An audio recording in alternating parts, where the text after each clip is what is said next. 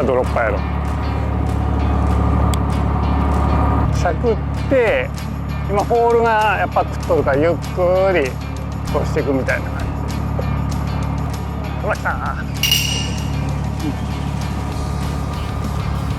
動きと音で寄せてホールで待っとるやつをかけるみたいな。うわ食ったパターンやね。やっぱドロッパーでかいわ。しゃくった後からのホールで姿勢安定してから当たるって大体その一連の流れですね。はいパターン大体8割以上はドロッパーで、しかも動かした後やから確実にラトルなっとる後に食っとるしね。